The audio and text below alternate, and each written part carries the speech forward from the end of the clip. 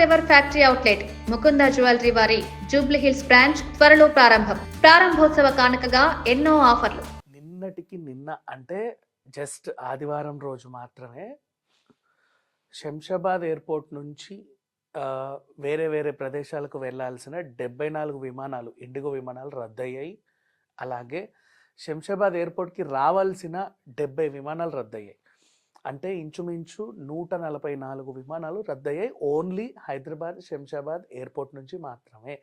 అంతేకాకుండా Goa airport, Chennai airport, Cochin airport, ఇంకా ఢిల్లీ, ముంబై అన్ని ఎయిర్పోర్ట్లలో ఆల్మోస్ట్ ఒక 1500 సర్వీసులని ఇండిగో విమానం రద్దు చేసింది.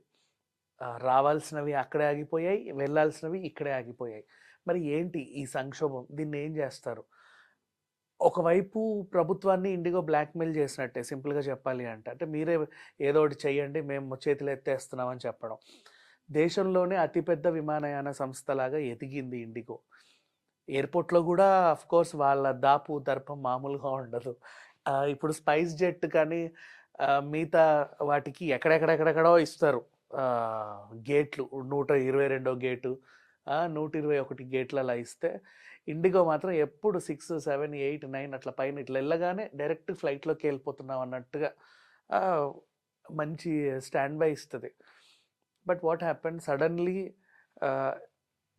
వీళ్ళు ఏం చేశారంటే పైలట్స్కి ఎక్కువ రెస్ట్ కావాలి కాబట్టి భద్రత బాగుంటుంది అని ఒక ఆలోచన వచ్చింది. సరే, వీళ్ళకి ఎక్కువ రెస్ట్ ఇస్తే నువ్వు కొత్త స్టాఫ్ని అపాయింట్ చేసుకోవాలి. కొత్త స్టాఫ్ అపాయింట్ చేసే టైంలో మీరు పెట్టిన రూల్స్, రెగ్యులేషన్స్, టైమింగ్స్ ఇంకా ఇట్లా మార్పులు చేర్పులు అన్నీ చేసేసరికి కరెక్ట్ ఫస్ట్ వీక్లో చాలామంది శాలరీలు తీసుకొని మానేశారు. ఏం చేస్తాం? చేయలేం. ఆల్రెడీ టికెట్స్ అన్నీ బుక్ అయిపోయిన ఫ్లైట్స్ ఉంటాయి, మనం ఎప్పుడో బుక్ చేసుకుని పెట్టుకుంటూ ఉంటాం. అంటే ఇట్లా అనుకోం కదా సడన్గా ఏదో అయిపోతుందని. ఎక్కువ శాతం ఇండిగో ఫ్లైట్సే నడుస్తూ ఉంటాయి. విహారయాత్రలకు వెళ్ళే వాళ్ళు, ఇప్పుడు స్వాములు, అయ్యప్ప స్వాములు దారుణం కొచ్చిన్ ఎయిర్పోర్ట్ అయితే. అండ్ మళ్ళీ రెగ్యులర్ బిజినెస్ కలాపాలు. ఇప్పుడు ఇంకొకటి, మన తెలంగాణ గ్లోబల్ సమ్మిట్ జరుగుతూ ఉంది. చాలామంది ఈ సమ్మిట్ ఇప్పుడు ఉంది కదా, December 8th, 9th జరుగుతుంది, ఈరోజు రేపు ఎల్లుండి. ఎప్పుడో ఫ్లైట్లు బుక్ చేసుకున్న వాళ్ళు కూడా ఉంటారు, వాళ్ళ కోసం ఫ్లైట్స్ చేసిన వాళ్ళు కూడా ఉంటారు. వాళ్ళు రాలేరు. మళ్ళీ అలానే ఇంకోసారి సమ్మిట్ అయితే జరగదు కదా. అట్లా అందరికీ నష్టమే, ఒకరిద్దరు అని చెప్పలేము. ఏ స్థాయి వాళ్ళకి ఆ స్థాయి నష్టాలు ఉంటాయి. బిజినెస్ వాళ్ళే కానీ, పర్సనల్స్ వెళ్ళాలి వాళ్ళు కానీ. కొంతమంది దహన సంస్కారాలకు వెళ్ళాలనుకుంటారు, ఎవరైనా చనిపోతే టైంకి రాలేరు పాపం. ఇక్కడ జరగాల్సిన తంతు జరిగిపోతూ ఉంటాయి. ఇట్లా ఎవరి నష్టం వాళ్ళది. అయితే విమానయాన మంత్రిగా మనకు ఉన్నది ఎవరు? రామ్మోహన్ నాయుడు. చిన్న వయసులో మంత్రి, అండ్ అన్ని భాషల్లో అనర్గళంగా మాట్లాడగలడు, ప్రాబ్లమ్స్ అన్ని సాల్వ్ చేయగలడు. ఇప్పుడు తన వంతు అయింది. అఫ్కోర్స్ ప్రతిపక్షాలు ఏంటి అని క్వశ్చన్ చేస్తాయి. బట్ ఇది చాలా గుర్తుపెట్టుకోండి, మంత్రికి ఈ సంక్షోభానికి సంబంధం లేదు. రైల్వే ప్రమాదాలు జరిగితే రైల్వే మంత్రిని, బస్సు ప్రమాదం జరిగితే రోడ్స్ రవాణా శాఖ మంత్రిని ఇష్టం ఉన్నట్టుగా టార్గెట్ చేస్తూ ఉంటారు. బట్ అక్కడ ఏం జరిగిందో మనం ప్రాబ్లమ్ని రెక్టిఫై చేయడానికి ట్రై చేయాలి. సో ఇండిగో ఏమంటుందంటే, ఆల్మోస్ట్ మేము ఈ సాయంత్రానికల్లా 1500 ఫ్లైట్స్ని నడుపుతాము, ఇప్పటికీ అన్ని పునరుద్ధరించాము, స్టాఫ్ని హైర్ చేసుకున్నాము అని చెప్తుంది. బట్ అది జరగట్లా. And next SpiceJet 100 extra flights నడుపుతూ ఉంది, అండ్ ఎక్స్ట్రా ట్రైన్స్ నడుస్తున్నాయి, ఎక్స్ట్రా బస్సులు నడుస్తున్నాయి కొన్ని ప్రాంతాలకి, బికాజ్ ఫ్లైట్స్ డిలే అవ్వడం వల్ల.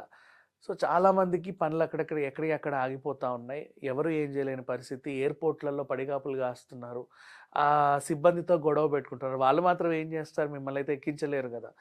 అండ్ ఇది ఓవరాల్గా జరిగింది. బట్ ఇండిగో సంక్షోభానికి కారణం ఏంటి అని తెలుసుకొని ఏం చేస్తే బాగుంటుంది అని ఆలోచించే బదులు వీలైనంత త్వరగా ఫస్ట్ ఆఫ్ ఆల్ ప్రత్యామ్నాయ మార్గాలు ఎత్తుక్కోవాలి. వీళ్ళదేముంది, ఈజీగా రీఫండ్ ఇచ్చి పడేస్తారు. But refund is not the answer కదా. రీఫండ్ అనేది అంటే మన పనిని ఆపుకుంటున్నాం, అది చాలా పెద్ద కాంప్లికేషన్ ఇది. ఇంకా చెప్పాలి అంటే ప్రతి చోట refund is not an answer. ఎక్కడైనా సరే అంటారా, సర్లే నీ డబ్బు నీకు ఇచ్చేస్తా తీసుకెళ్ళు అని చాలా సింపుల్గా చెప్పేస్తూ ఉంటారు. బట్ దానికోసం మనం వెచ్చించిన మన టైం, మన డే, మన మూడు, ఇవన్నీ కూడా స్పాయిల్ అయిపోతూ ఉంటాయి. కాబట్టి రీఫండ్ అనేది సొల్యూషన్ కాదు. వీలైనంత త్వరగా అప్పటికి వీళ్ళు ట్రై చేస్తున్నారు ప్రత్యామ్నాయ ఫ్లైట్స్ ఇటు అటు అటు ఇటు ఎక్కియడానికి. బట్ ఎన్నని నోబడీ కెన్ అనమాట. ఇది రీప్లేస్ చేయలేని చాలా పెద్ద సంక్షోభం. 1500 ఫ్లైట్లు క్యాన్సిల్ అవ్వడం అంటే ఇట్స్ నాట్ ఏ జోక్. ప్రతిరోజు మళ్ళీ ఇది మొన్నటి నుంచి వస్తూ ఉంది. అంటే ఈ పాటికి కనీసం ఒక 6-7 వేల ఫ్లైట్లు ట్రిప్స్ క్యాన్సిల్ అయినట్టే. ఇది దేశంలో అతిపెద్ద సంక్షోభం అని చెప్పుకోవాలి. ఇప్పటివరకు ఎవరికి అవ్వాలి. అయితే చేతులు ఎత్తేసిన ఎయిర్లైన్స్ని చూసాం కానీ ఇలా పిలిచి హ్యాండ్ ఇచ్చే ఎయిర్లైన్స్ ఇప్పటిదాకా ఎవరు చూడలే యాక్చువల్గా చెప్పాలంటే. ఇప్పుడు చేతులు ఎత్తేసిన సంస్థలు కూడా బోల్డ్ అని ఉన్నాయి. కింగ్ ఫిషర్ లాంటివి అమ్మేసుకున్నారు వేరే వాళ్ళకి. అది ఓకే, ప్రాబ్లం ఏం లేదు. బట్ ఇది చాలా పెద్ద సంక్షోభం. వీలైనంత తొందరగా ఈ ప్రాబ్లం రెక్టిఫై అవ్వాలని మనస్ఫూర్తిగా కోరుకుందాం. Thank you so much.